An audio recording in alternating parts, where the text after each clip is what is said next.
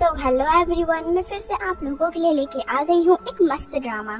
इस ड्रामे में हम देखेंगे कि कैसे हमारी पुअर फीमेल लीड, जिसकी की लाइफ स्ट्रगल से भरी हुई है, उसके पास अचानक से वो सब कुछ आ जाता है एक ही दिन में जिसका वो ड्रीम देखा करती थी, जैसे एक अच्छा हैंडसम हस्बैंड और बहुत सारे पैसे। एक तरीके से उसका यहाँ पे रीबर्थ होता है, उसे न्यू लाइफ दी जाती है जीने के लिए।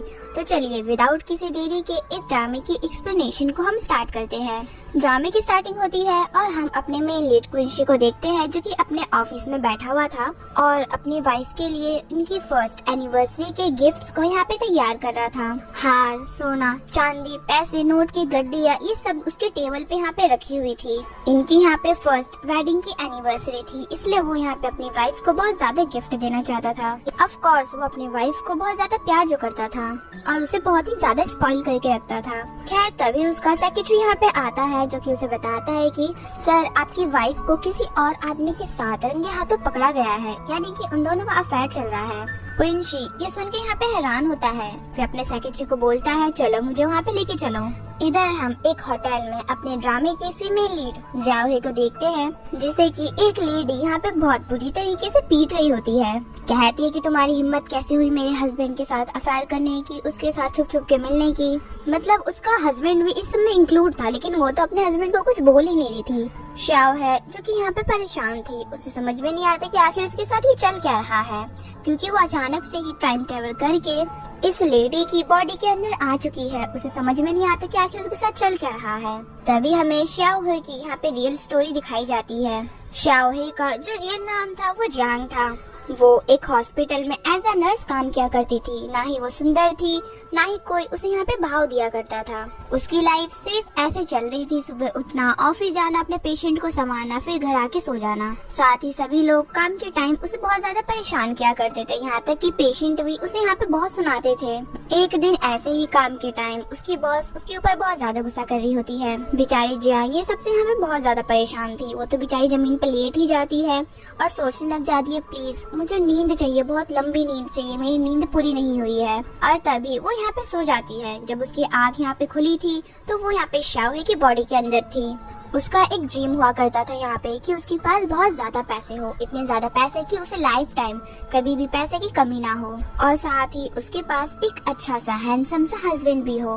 बट उसकी हालत देख के लगता तो नहीं है कि उसके ये दोनों ड्रीम पूरे होने वाले थे। वो उस लेडी को अपने आप से दूर हटाती है।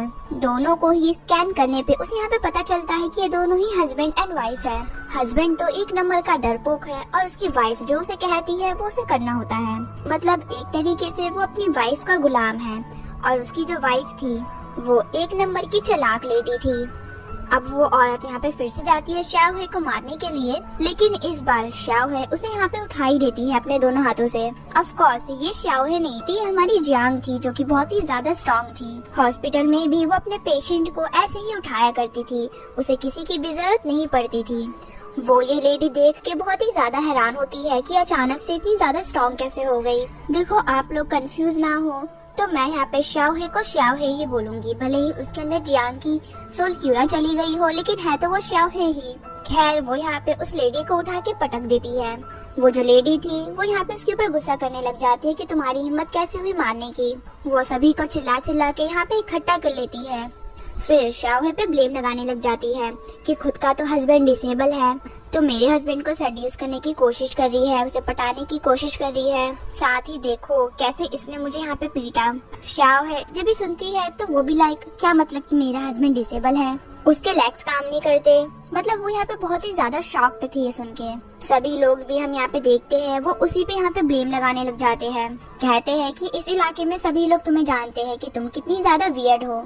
अगर तुम्हारे फादर ने मिस्टर क्विंसी को नहीं बचाया होता और उन्होंने नहीं बोला होता कि तुम्हारा ख्याल रखने के लिए, तो तुम्हें क्या लगता है कि क्विंसी तुमसे शादी करते? उन्होंने तुम्हारे फादर को रीपे करने के लिए ही तुमसे शादी करी है। भले ही वो डिसेबल है, वो बच्चे पैदा नहीं कर सकते, लेकिन उनकी फैमिली बहुत ही ज्यादा अमीर है। अब जब ये अमीर वर्ड शाओ हे सुनती है तो उसके अंदर तो मानो एक खुशी की लहर दौड़ जाती है कि लाइक उसका हस्बैंड अमीर है। चलो कोई बात नहीं, डिसेबल हो तभी भी चलेगा, लेकिन अमीर है। अब तो वो उसके पैसे का बहुत ज्यादा यूज करेगी, एक भी रुपए वो वेस्ट नहीं जाने देगी। वो अपने पैसों के बारिश के सपने में खोई ही हुई थी कि तभी यहाँ पे उसके हस्बैंड की एंट्री होती है। क्विंसी यहाँ पे आता है। क्विंसी के बारे में मैं आपको बता दूं, हमारा जो मेन लीड है वो बहुत ही ज्यादा अमीर है। इतना ज्यादा अमीर कि उसके यहाँ पे कम से कम 10 तो ऑफिस होंगे ही, 10 बिल्डिंग, 10 कंपनियां तो होगी ही उसके अंदर। साथ ही होटल, रेस्टोरेंट, मॉल और भी बहुत कुछ उसके अंदर यहाँ पे आते हैं। अमीर होने के साथ साथ मैं आपको बता दूं, ये बहुत ही ज्यादा रूड और घमंडी भी है, जो कि सभी मेन लीड में मोस्टली होता ही है स्टार्टिंग में। खैर शाओ है जब यहाँ पे अपने हस्बैंड को देखती है तो उसके तो मन में यहाँ पे लड्डू ही फूटने लग जाते हैं कि मतलब एक तो उसका हस्बैंड यहाँ पे अमीर है और ऊपर से इतना ज्यादा हैंडसम है। डिसेबल होने के बाद भी वो यहाँ पे बहुत ही ज्यादा मेंटेन, ऐसे लग रहा था कि वो जिम विम जाता है, खुद को मेंटेन करके रखता है। वो ये सब सोच के बहुत ही ज्यादा खुश होती है। लेकिन तभी उसका मुंह यहाँ पे उतर जाता है जब क्विंसी यहाँ पे उसे कहता है कि मैंने सुना कि मेरी वाइफ मुझ पे चीटिंग कर रही है। वो जो डरपोक आदमी था जिसका की नाम यहाँ पे वैंग था, वो तुरंत आगे आता है और क्विंसी को बताता है कि देखो तुम बुरा मत मानो, असल में तुम्हारी वाइफ और मैं एक दूसरे को बहुत ही ज्यादा पसंद करते हैं। तुम डिसेबल हो, तुम उसे एक अच्छी फुल फैमिली नहीं दे सकते हो, लेकिन मैं उसे एक अच्छी फैमिली दे सकता हूँ, तो प्लीज हम दोनों को साथ में रहने दो। शाओ है जब ये सुनती है तो वो तुरंत उस आदमी पे चिल्लाने लग जाती है। वो उसे यहाँ पे बहुत कुछ सुनाती है, कहती है कि मैं अपने परफेक्ट हस्बैंड को छोड़ के तुम जैसे भोंदू के साथ क्यों आऊंगी। वहाँ पे जितने भी लोग थे सभी लोग ये सुन के यहाँ पे बहुत ही ज्यादा हैरान थे, क्योंकि शाओ है को पहली बार इन सभी लोगों ने ऐसे देखा है। नहीं तो वो बहुत ही ज्यादा इनोसेंट थी, मतलब इनोसेंट तो नहीं बट वो कभी भी कुछ भी नहीं बोलती थी अपने लिए। क्विंसी को भी ये सुन के यहाँ पे एक पल के लिए हंसी आ जाती है। क्या है उसके पास जाके यहाँ पे उसे मक्खन लगाने लग जाती है कि लाइक हस्बैंड, हनी बनी। वो प्यार से उसे यहाँ पे बुलाती है, कहती है कि मैं ऐसा नहीं कर सकती, आपको तो मुझ पे यकीन होगा। क्विंसी जो कि यहाँ पे हैरान था कि अचानक से इस लड़की को हो क्या गया, ये चालाक लोमड़ी अचानक से यहाँ पे बदल कैसे गई। तभी हम यहाँ पे उसी चालाक लेडी को देखते हैं। इस लेडी का नाम यहाँ पे लुआन था। लुआन एक तरीके से यहाँ पे शाओहे को जानती थी, वो उसकी दोस्त या क्लासमेट तुम कह सकते हो। वो यहाँ पे शाओहे पे ब्लेम करने लग जाती है। क्विंसी को भी वो बोलती है कि मैं इस बात को इतनी आसानी से नहीं जाने दूंगी, इसने मेरे हस्बैंड को सेड्यूस करने की कोशिश करी है। अगर तुम्हें सेटलमेंट कराना है तुम सेटलमेंट करा सकते हो, नहीं तो मैं पुलिस को फोन करके इसके बारे में सभी को बता दूंगी। क्विंसी सब लोग तुम्हारा नाम जानते हैं कि तुम कितनी ज्यादा रिस्पॉन्सिबल पर्सन हो।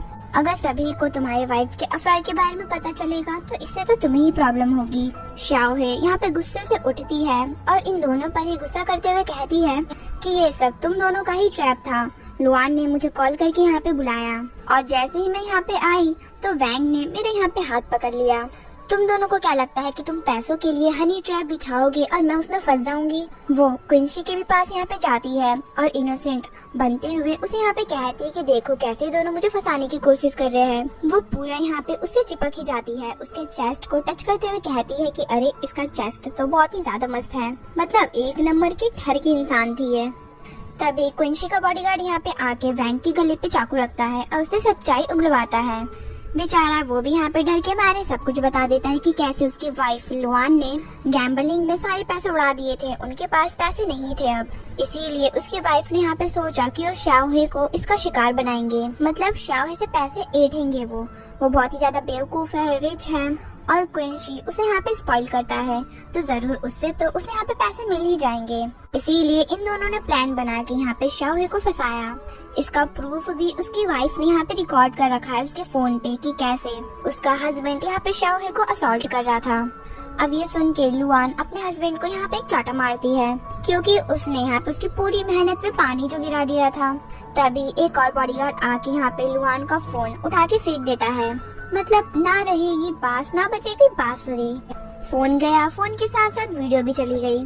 अब उनके पास यहाँ पे कोई भी प्रूफ नहीं है जिससे कि वो यहाँ पे शाओहे को डरा सके। शाओहे भी यहाँ पे उठती है और दोनों को एक एक यहाँ पे चाटा मारती है कि उनकी हिम्मत कैसे हुई उसे यहाँ पे फंसाने की। खैर अब अगली सीन में हम देखते हैं कि वो यहाँ पे क्विंसी के साथ अपने घर आती है। जब वो यहाँ पे घर को देखती है तो उसका तो मुँह यहाँ पे खुला का खुला ही रह जाता है। इतना बड़ा और आलीशान घर देख के वो यहाँ पे बहुत ही ज्यादा शौक में थी। साथ ही अब वो यहाँ पे खुश भी थी कि अब वो इसी घर में रहने वाली है।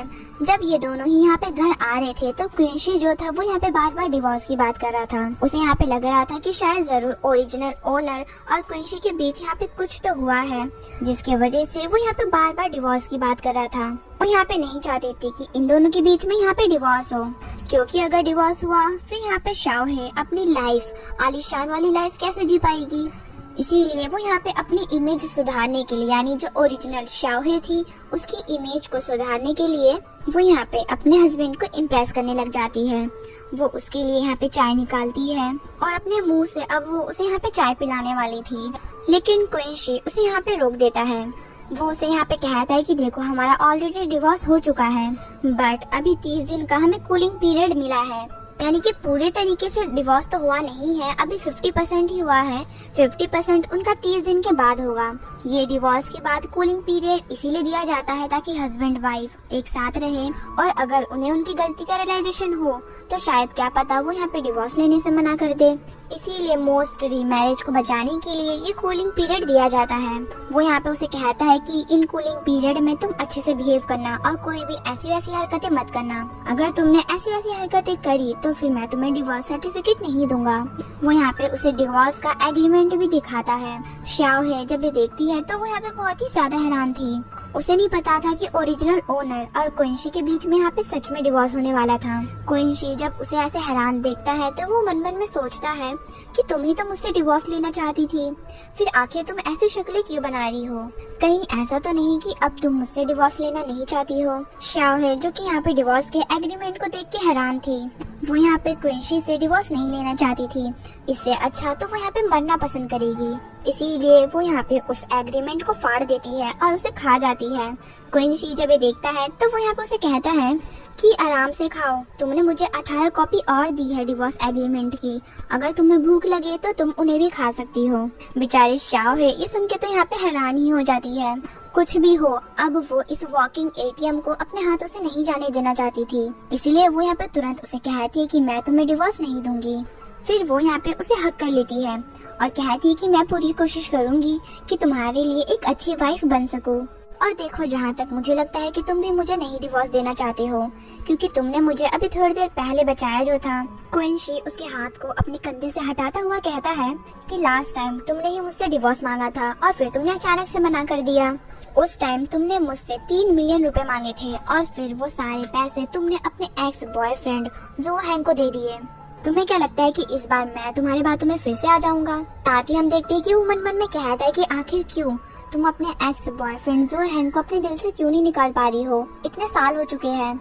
शाओ है उसे यहाँ पे कहती है कि क्या हो अगर मैं तुम्हें बोलूं कि वो मैं नहीं हूँ, मैं बदल चुकी हूँ, मैं कोई और हूँ।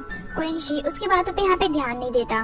वो यहाँ पे उसे कहता है कि मैं तुम्हारे फादर, अपने बॉस की बहुत ज्यादा रिस्पेक्ट करता हूँ।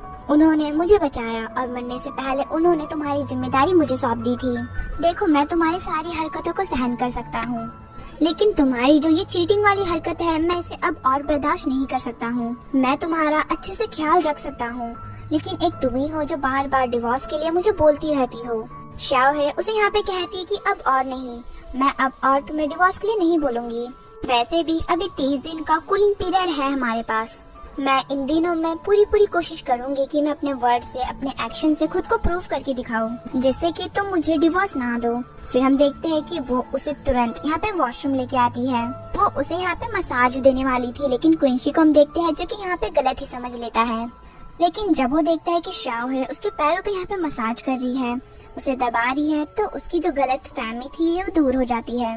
खैर, शाओ है यहाँ पे अपने मन में कह रही थी कि हॉस्पिटल में मैंने तुम जैसे बहुत से पेशेंट को देखा है, तुम्हारे पैरों को अभी भी बचाया जा सकता है, तो मैं अपने मसाज की टेक्निक से तुम्हारे पैर को जल्दी से जल्दी ठीक कर दूंगी। क्विंसी उसके अचानक से ऐसे बदले हुए बिहेवियर से बहुत ही ज्यादा हैरान था, बट वो अभी भी इस बात को एक्सेप्ट करने के लिए तैयार नहीं था कि शाओ है चेंज हो गई है। तभी शाओ है यहाँ पे बाथटब को सजाने लग जाती है, मतलब वो अब उसे यहाँ पे नहलाने वाली थी।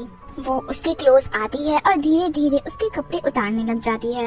बेचारा क्विंसी यहाँ पे बहुत ज्यादा शाय फील करता है, और तभी हमारी शाओ है उसे यहाँ पे अपने गोद में उठा के बाथटब में बिठा देती है। वो यहाँ पे हैरान होता है कि अचानक से इतनी स्ट्रॉन्ग कैसे हो गई। खैर, शाओ है के टच करने की वजह से उसे यहाँ पे कुछ होने लगा था। एक तो वैसे ही वो उसे यहाँ पे पसंद करता था, ऊपर से जब शाओ है भी उसमें यहाँ पे इंटरेस्ट दिखाती है तो वो यहाँ पे खुद को कंट्रोल नहीं कर पाता और उसे यहाँ पे किस कर लेता है। शाओ है जो कि इस चीज से यहाँ पे बहुत ही ज्यादा हैरान थी, क्योंकि ये उसकी लाइफ की फर्स्ट किस थी। वो यहाँ पे तुरंत उसे अपने आप से दूर करके यहाँ से जाने लग जाती है। लेकिन कुंशी उसका हाथ पकड़ता है और उसे अपने साथ बाथटब में ही खींच लेता है। वो उसे यहाँ पे कहता है कि स्टार्टिंग तुमने करी है बट इसका एंड अब मैं करूँगा और तुम्हें ही इसकी सारी रिस्पॉन्सिबिलिटी लेनी होगी। शाओहे भी यहाँ पे मन मन में सोचती है कि 27 इयर्स तक वो यहाँ पे सिंगल थी, कोई भी लड़का उसकी लाइफ में नहीं आया है। अब करंटली सामने ही उसके यहाँ पे इतना अच्छा मीट रखा हुआ है तो वो यहाँ पे अचानक से कैसे चली जाए, इसीलिए वो अब इस मौके को नहीं छोड़ने वाली थी। फिर क्या वो भी यहाँ पे उसे किस करना स्टार्ट कर देती है। तभी यहाँ पे कुंशी की मदर उसे ढूंढते हुए आती है। वो यहाँ पे वॉशरूम तक आ गई थी।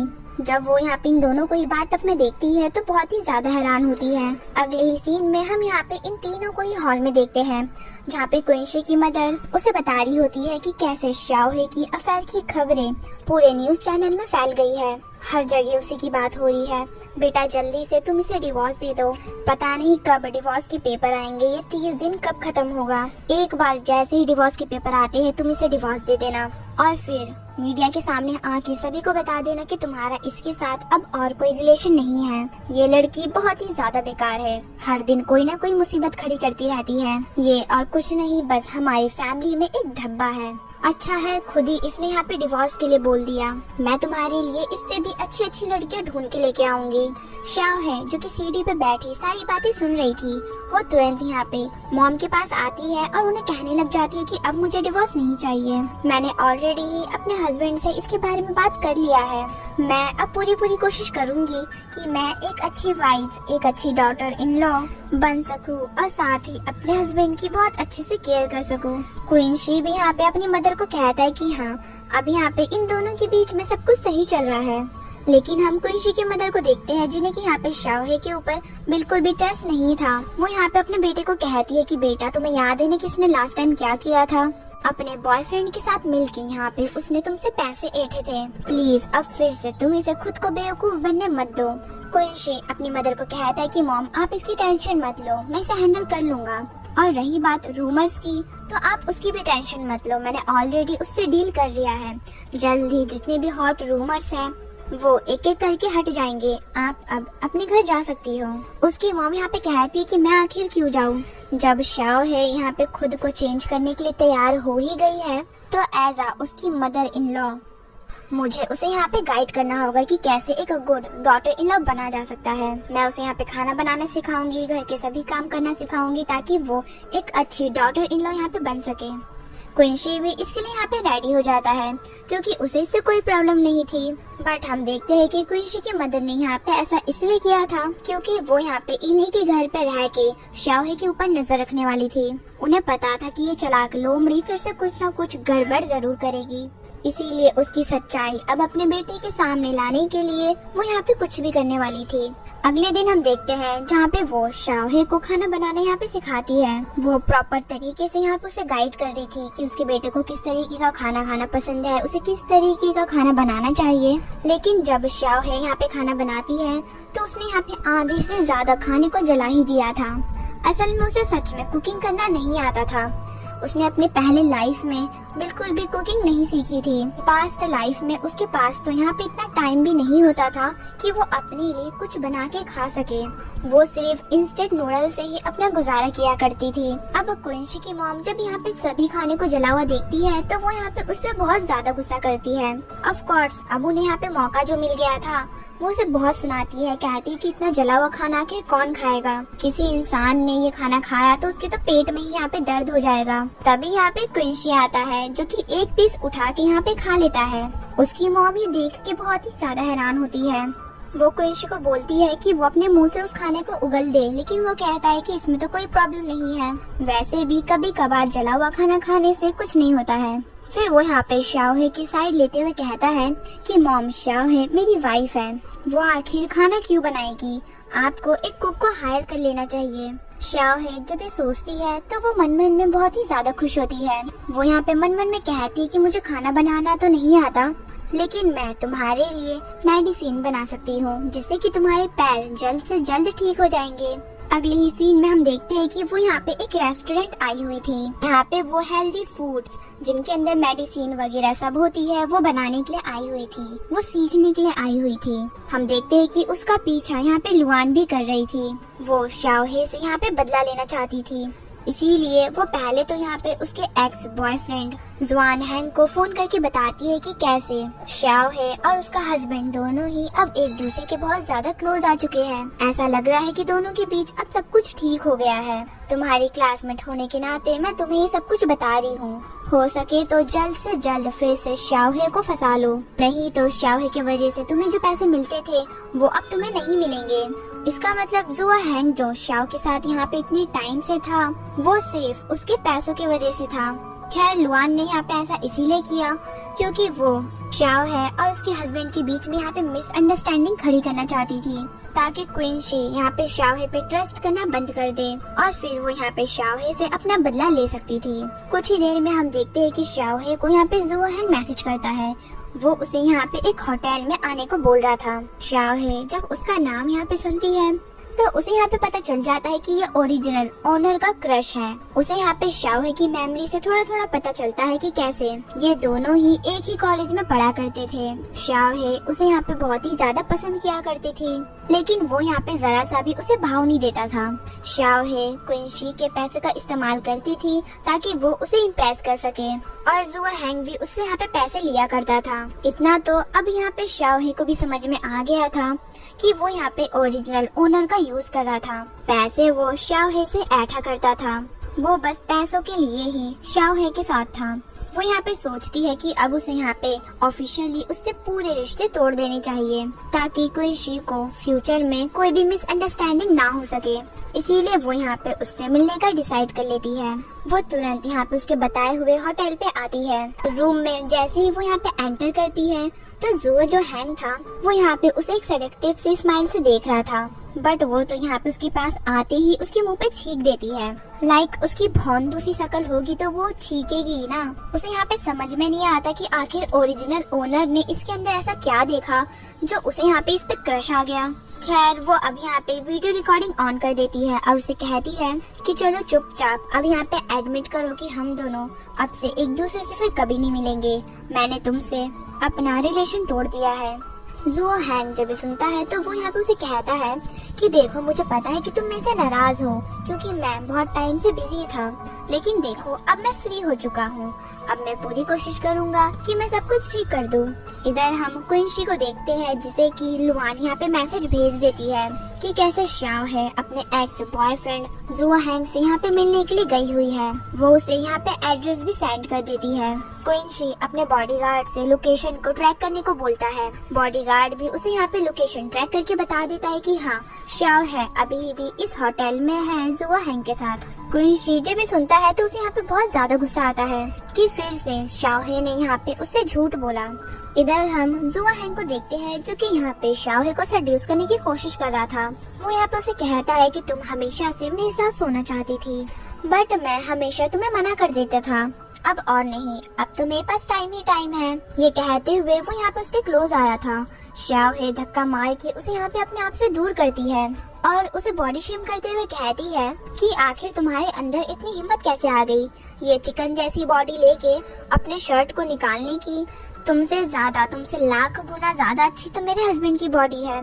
ऐसे ही वो उसे यहाँ पे बहुत कुछ सुनाती है। जुआ हैंग जिसे कि अभी यहाँ पे अपनी बुराई सुन के बहुत ही ज्यादा गुस्सा आ रहा था। आज तक शाओहे ने कभी भी उससे ऐसे बिहेव नहीं किया है। वो यहाँ पे अब उसे फोर्स करने लग जाता है, लेकिन शाओहे उसे पंच मार के नीचे गिरा देती है। इतने में ही यहाँ पे लुआन आती है जो कि शाओहे के सर पे वार करके उसे बेहोश कर देती है। वो यहाँ पे जुआ हैंग को बोलती है कि देखो ये मैंने तुम्हारे लिए ही किया है, तुम इसे टाउन से कहीं दूर लेके चले जाओ, इसकी केयर करो, इसे पैम्पर करो ताकि ये तुम्हारे प्यार में फिर से पड़ जाए। इधर हम देखते हैं क्वीन शी की मदर को भी अब यहाँ पे शाओहे के बारे में पता चल गया था, इसीलिए वो यहाँ पे अपने बेटे के ऊपर बहुत ज्यादा गुस्सा करती है कि देखा मैंने तुम्हें पहले ही बोला था, बट तुमने मेरी बात पे बिलीव नहीं किया। ये लड़की बिल्कुल भी चेंज नहीं हो सकती है, हमेशा जब देखो ये तुम्हारे डिसेबिलिटी को लेके कंप्लेन किया करती थी। एक नंबर की ये लायर है, आखिर तुमने इस पे बिलीव कैसे कर लिया। देखा ना भाग गई ना वो अपने लवर के साथ। इधर हम जुआ हैंग को देखते हैं जो कि अपने कार में शाओहे को अपने साथ कहीं पे लेके जा रहा था। शाओहे को जब यहाँ पे होश आता है और उसे यहाँ पे इस बात का पता चलता है कि जुआ हैंग यहाँ पे उसे टाउन से दूर लेके जा रहा है, तो उसे यहाँ पे बहुत ज्यादा गुस्सा आता है। गुस्से में वो उसका यहाँ पे बाल पकड़ लेती है, उसे पीटने लग जाती है कि आखिर तुम मुझे किडनैप कैसे कर सकते हो, तुम्हें पता है ना मेरा हस्बैंड कौन है, अगर उसे पता चला कि तुमने उसकी वाइफ को किडनैप किया है तो वो तुम्हें छोड़ेगा नहीं, ये वो उसे यहाँ पे बहुत सुनाती है। जुआ हैंग उसे यहाँ पे कहता है कि पता नहीं तुम्हें क्या हुआ है, बट अब तुम्हारे पास और कोई रास्ता नहीं है, तुम मेरे साथ जाओगी। और रही बात तुम्हारे हस्बैंड की, तो मुझे नहीं लगता कि वो तुम्हें ढूंढने वाला है, वो तो सेलिब्रेट करेगा कि उसकी एक हेडेक यहाँ पे कम हो गई। शाओहे जब ये सुनती है तो वो तो यहाँ पे उसका गला ही पकड़ लेती है। तभी उनकी कार के सामने यहाँ पे 4-5 कार आके रुकती है। अंदर से क्वीन शी और उसके बॉडीगार्ड्स निकलते हैं। शाओहे जब अपने हस्बैंड को यहाँ पे देखती है तो वो बहुत ही ज्यादा खुश हो जाती है। बॉडीगार्ड यहाँ पे जुआ हैंग को पकड़ लेते हैं।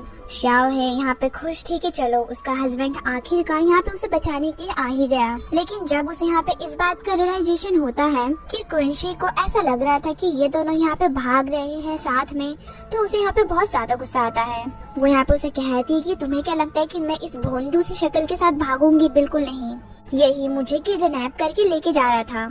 लेकिन हम देखते हैं कि क्विंशी को उसके ऊपर बिलीव नहीं होता, तो वो यहाँ पे जुआ हैंग के पास आती है और उसे एक पंच मारती है। अपने हस्बैंड से पूछती है कि क्या अब तुम्हें मेरी बात पे यकीन हुआ।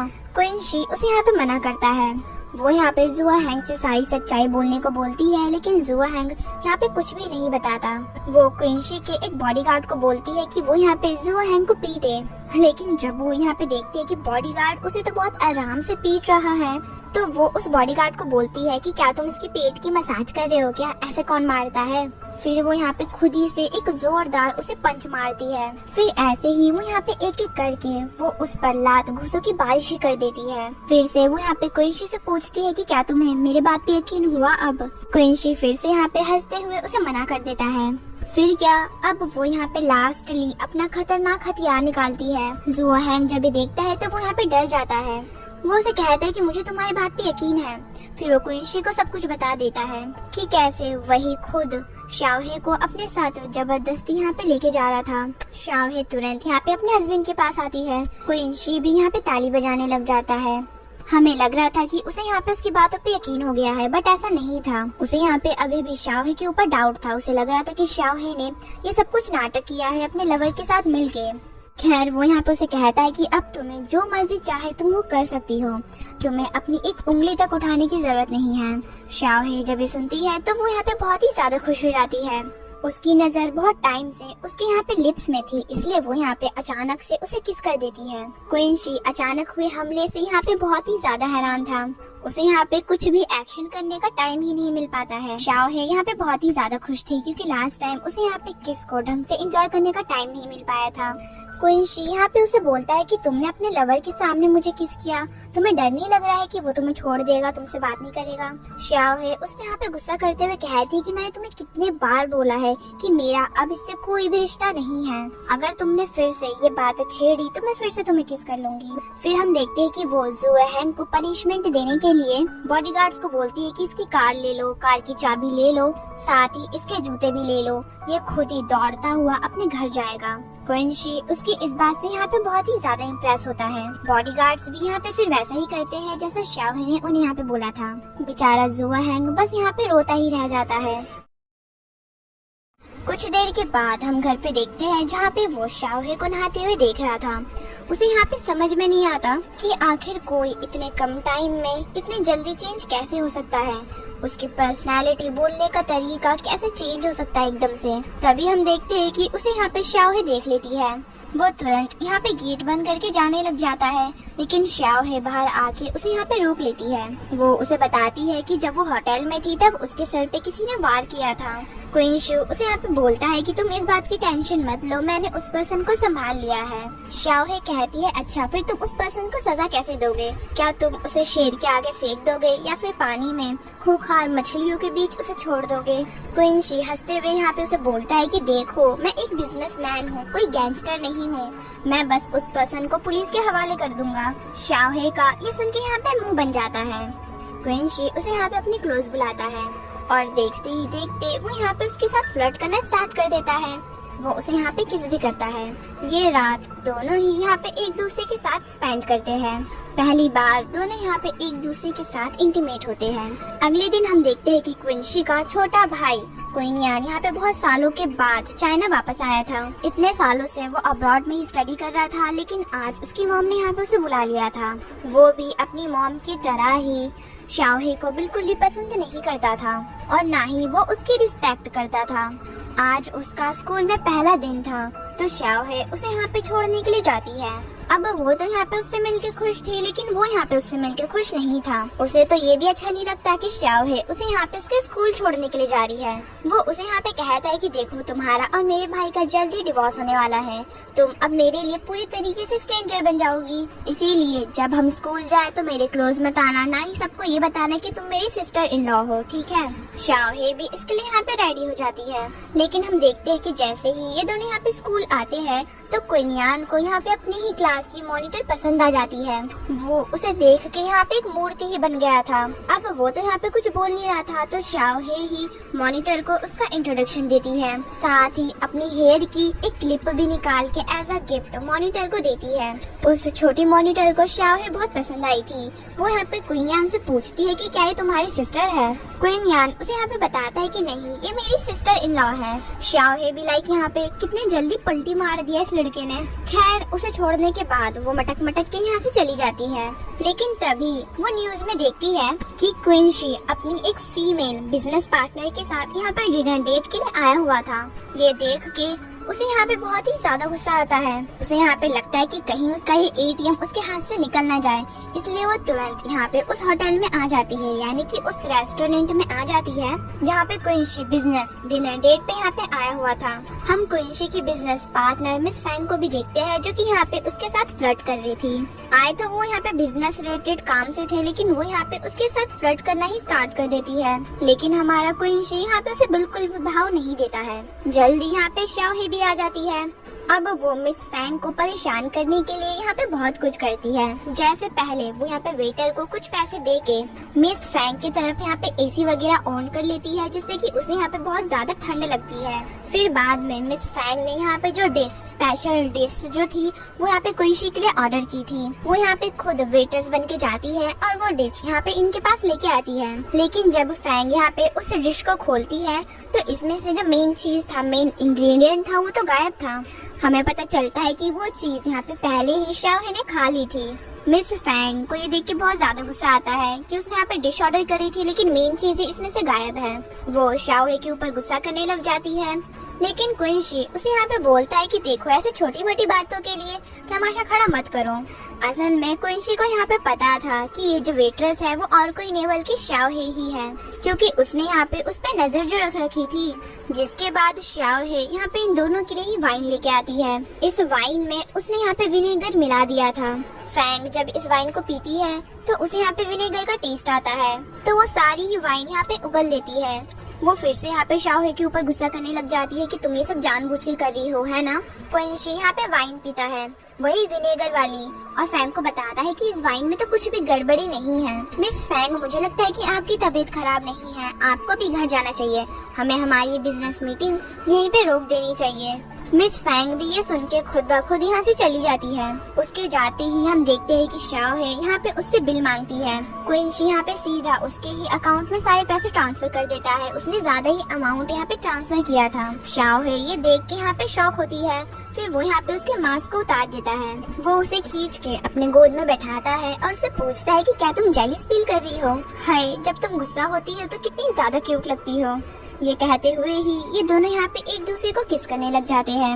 अब शाओहे ने जब यहाँ पे इनकी वाइन चेंज करी थी तो उसने थोड़ी सी वाइन पी ली थी, जिसका असर उसे यहाँ पे होने लग जाता है। वो यहाँ पे धीरे धीरे ड्रंक हो जाती है।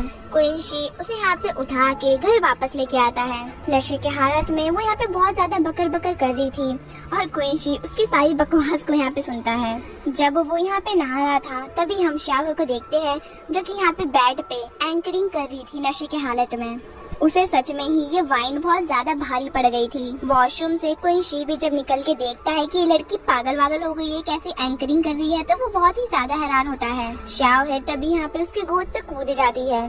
उसने यहाँ पे एक कच्छे का मास्क बना के पहना हुआ था।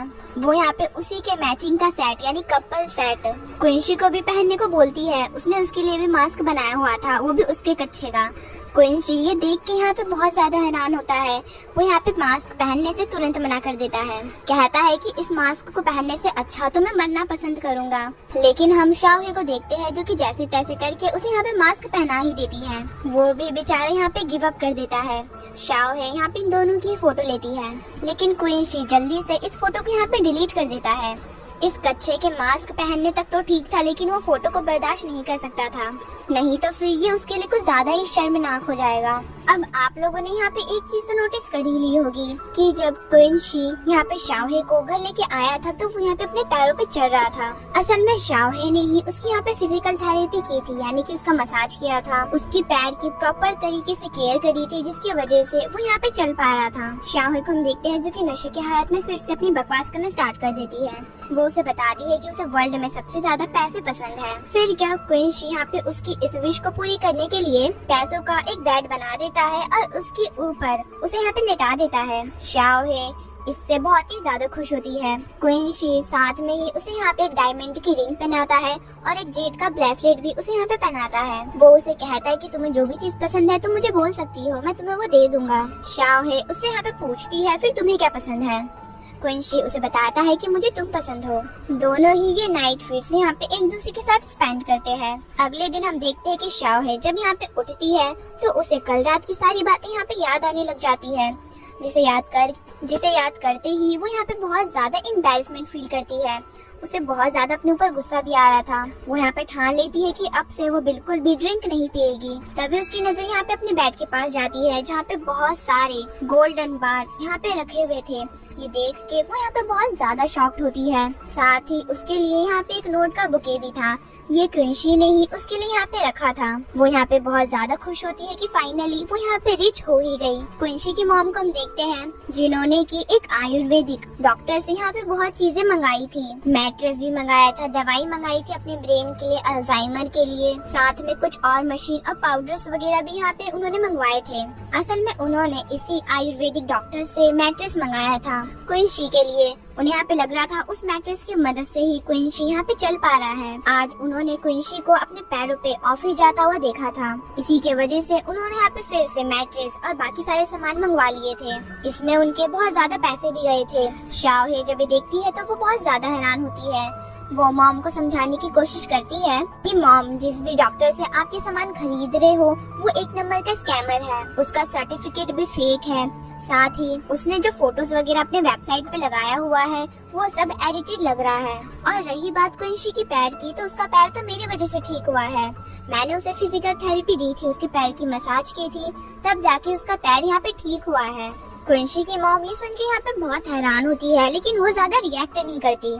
शाओहे मॉम को कहती है कि मॉम चलिए हम चलते हैं उस स्कैमर के पास और सारे पैसे वापस लेके आते हैं। उसने आपको स्कैम करने की कोशिश करी है। लेकिन हम क्विंसी की मॉम को देखते हैं जो कि उल्टा उस पर यहाँ पे गुस्सा करते हुए कहती है कि मैं अपने बेटे के पैसे खर्च कर रही हूँ और वो मुझे खर्च करने दे रहा है, इसका तुमसे कोई भी लेना देना नहीं है। वैसे भी तुमने पहले मेरे बेटे के बहुत ज्यादा पैसे खर्च किए हैं, अपने एक्स बॉयफ्रेंड को सारे पैसे दे दिया करती थी, तो अगर मैंने थोड़ा सा खर्च कर दिया तो क्या हो गया। शाओहे मॉम को समझाती कि मॉम देखिए, मेरा और ज़ो हैंग का पहले ही रिलेशन टूट चुका है, मैंने उससे सारे रिश्ते तोड़ लिए, अब हम दोनों के बीच में कुछ भी नहीं है। आप क्विंसी से भी इसके बारे में पूछ सकती हो। बट हम मॉम को देखते हैं जो कि यहाँ पे उसे कहती है कि तुम नाटक करना बंद कर दो, अच्छे होने का नाटक मत करो, मैं तुम्हें अच्छे से जानती हूँ, ये सब तुम्हारा दिखावा है, तुम बस मेरा दिल जीतना चाहती हो, बट ऐसा कभी भी नहीं होगा। शाओहे जो कि अपनी मॉम को यहाँ पे मना तो नहीं पाती है, लेकिन वो यहाँ पे डिसाइड कर लेती है कि वो उस स्कैमर को एक्सपोज करके ही रहेगी। उस स्कैमर ने उसकी मॉम का पैसा खर्च किया है, और उसकी मॉम का पैसा खर्च करना यानी कि उसके हस्बैंड का पैसा खर्च करना, और उसके हस्बैंड का पैसा खर्च करना यानी कि उसका खुद का पैसा खर्च करना। अब क्या वो इतने आसानी से उस स्कैमर को जाने थोड़ी देगी। वो जल्द ही कुंशी की मॉम का पीछा करते हुए उस स्कैमर की लोकेशन तक आ जाती है। ये एक मंदिर टाइप उस स्कैमर ने बनाया हुआ था। अंदर जाके वो देखती है कि सभी लोग यहाँ पे इकट्ठा थे। वो ढोंगी बाबा और उसके सभी चेले अपनी दवाइयाँ का बहुत धूमधाम से यहाँ पे प्रचार करते हैं। प्रचार तो वो ऐसा कर रहे थे कि जैसे कि ये दवाई भगवान का वरदान है, इससे कोई भी बीमारी ठीक हो जाती है। भले ही वो कैंसर हो, लंग्स की बीमारी हो, ब्लड प्रेशर हो या फिर ब्रेन से रिलेटेड कोई भी बीमारी क्यों ना हो, वो तुरंत चुटकियों में ठीक हो जाती है। सभी लोग यहाँ पे उस बाबा की बातों में आ गए थे। इन्हीं लोगों में से कुछ आदमी बाबा के आदमी भी थे। एक आदमी बताता है कि कैसे वो पैरालाइज हो गया था, लेकिन बाबा की दवाई खाने की वजह से वो एकदम यहाँ पे ठीक हो गया। ये आदमी बाबा के ही साथ मिला हुआ था। शाओ है ये सारी चीज यहाँ पे नोटिस करती है। तभी एक लेडी अपने बीमार बच्चे को यहाँ पे लेके आती है। उसके बच्चे को एक बहुत ही गंभीर बीमारी थी, जिसे ठीक करने में उसके बहुत ज्यादा पैसे जाने वाले थे, लेकिन उसके पास इतने पैसे थे नहीं, इसीलिए वो यहाँ पे इस बाबा के पास आई थी। ये बाबा यहाँ पे इस लेडी का इस्तेमाल करता है, इसे यूज करता है। मतलब वो यहाँ पे ऐसे कहता है कि वो उसके बच्चे का इलाज फ्री में कर देगा। वो ऐसा यहाँ पे दिखाने की कोशिश कर रहा था कि वो कितना ज्यादा काइंड है, और सभी लोग उसके यहाँ पे इस बातों में भी आ जाते हैं। लेकिन शाओ है यहाँ पे उसकी इस बातों में नहीं आती। उसे पता है कि ये सब ये जानबूझ के कर रहा है, इसीलिए अब वो यहाँ पे सभी के सामने उसकी पोल खोलने के लिए यहाँ पे नाटक करना स्टार्ट कर देती है। वो यहाँ पे बाबा के पास आती है, बताती है कि उसे कितनी सारी बीमारी है। ढोंगी बाबा उसे अपनी एक दवाई के बारे में बताता है जिससे कि उसकी सारी बीमारी ठीक हो सकती थी। शाओ है ये सुनते ही उस दवाई को खा लेती है। वो खाते ही यहाँ पे ऐसा प्रिटेंड करती है कि जैसे उसे हार्ट अटैक आ रहे हैं। इस दवाई के खाने की वजह से उसे यहाँ पे साइड इफेक्ट सा हो गया है। सभी लोग यहाँ तक कि वो ढोंगी बाबा तक ये देख के यहाँ पे हैरान था। सभी यहाँ पे उस बाबा को बोलते हैं कि वो इस लेडी को ठीक करे, लेकिन बाबा तो यहाँ पे भड़क ही जाता है कि मेरी वजह से थोड़ी इस लेडी को कुछ हुआ है, और वैसे भी मैं कोई जादूगर नहीं हूँ जो मरते हुए को यहाँ पे ठीक करूँ। मतलब वो यहाँ पे बहुत ही ज्यादा रूड तरीके से बोल रहा था। शाओ है भी यहाँ पे अपनी आँख, नाक, मुंह, नाक, कान सबसे यहाँ पे खून निकालने लग जाती है। ये सब फेक ब्लड था। वो यहाँ पे बाबा को बोलती है कि तुम्हारी दवाई की वजह से ही मुझे ये सब कुछ हुआ है। फिर तभी वो यहाँ पे अपने विग को उतारती है और सभी को बताती है कि ये बाबा कितना बड़ा स्कैमर है। इसकी ये जितनी भी दवाइयाँ हैं सब एकदम फालतू दवाई है, इससे कोई भी ठीक नहीं होता, ये सब विटामिन की दवाई है। साथ ही उसने यहाँ पे प्रूफ के लिए उसकी रिकॉर्डिंग भी यहाँ पे कर ली थी, तो अब वो ये रिकॉर्डिंग पुलिस को भी दिखा देगी। सभी लोगों को जब इसके बारे में रियलाइज होता है कि ये ढोंगी बाबा है, तो वो सब लोग यहाँ पे उसे पीटने लग जाते हैं, इंक्लूडिंग कुंशी की मॉम भी। शाओ है उस लेडी जिसका कि यहाँ पे बीमार बच्चा था, वो उसे क्वीन कंपनी का कार्ड देती है और उसे कहती है कि यहाँ पे जाओ और मिस्टर कुंशी से मिलो, वो तुम्हारे बच्चे का ट्रीटमेंट करने में तुम्हारी जरूर हेल्प करेंगे। कभी भी ऐसे ढोंगी बाबाओं की बातों में मत आना, जो भी हो ट्रीटमेंट से ही अपने बच्चे का इलाज कराना। वो लेडी भी यहाँ पे ऐसा ही करती है। शाओ है कुंशी की मॉम को लेके यहाँ से भाग जाती है। इधर कुंशी के पास वो लेडी आ गई थी। कुंशी ने उसके बच्चे का इलाज कराने में यहाँ पे पूरी हेल्प करी थी, और अब उस लेडी के बच्चे का यहाँ पे ट्रीटमेंट सक्सेसफुली हो रहा था। साथ ही वो अपने बॉडीगार्ड्स को उस स्कैमर के बारे में भी पता करने को बोलता है। इधर हम देखते हैं जहाँ पे शाओ है अपने मॉम के साथ भाग रही होती है, लेकिन तभी वो ढोंगी बाबा अपने आदमियों के साथ यहाँ पे आ जाता है। वो गुस्से में यहाँ पे कहता है कि तुमने ही मेरे बिजनेस को डुबाया है, मैं भले ही जेल चला जाऊँ मुझे इससे फर्क नहीं पड़ता है, लेकिन मैं तुम्हें छोड़ूंगा नहीं। ये सुनते ही कुंशी की मॉम यहाँ पे आगे आ जाती है और कहती है कि तुम्हें जो भी करना है मेरे साथ करो, मेरी डॉटर इन लॉ को छोड़ दो। शाओ है आगे आ जाती है और वो कहती है कि नहीं, मेरी मॉम को जाने दो, मैंने तुम्हें स्कैम किया है तो तुम मेरे से बदला लो। अब फिर से यहाँ पे मॉम आगे आ जाती है। ऐसे ही ये दोनों यहाँ पे एक दूसरे के लिए लड़ने लग जाते हैं। मॉम को यहाँ पे अब रियलाइज हो गया था कि शाओ है सच में ही बहुत अच्छी लड़की है। वो नहीं चाहती थी कि अब उसे यहाँ पे हर्ट हो। वो ढोंगी बाबा इन दोनों के ही नाटक से यहाँ पे परेशान था, इसीलिए वो यहाँ पे अपना चाकू उठाता है और सीधा इन पे अटैक कर देता है। वो चाकू का वार सीधा जाके कुंशी की मॉम के हाथों में लगता है, जो कि शाओ है को यहाँ पे प्रोटेक्ट कर रही थी। अब ये देख के शाओ है भी यहाँ पे इनके आदमियों से लड़ने लग जाती है। वो स्कैमर फिर से यहाँ पे उन्हें मारने के लिए जाता है, लेकिन तभी यहाँ पे एंट्री होती है कुंशी की, जो कि अपने आदमियों के साथ यहाँ पे आ चुका था। वो अकेला ही इस स्कैमर के सभी बॉडीगार्ड्स को यहाँ पे पेल देता है, जिसके बाद वो यहाँ पे शाओ को गोद में उठा के घर लेके आता है। और इसी के साथ ये पार्ट भी यहीं पे एंड होता है।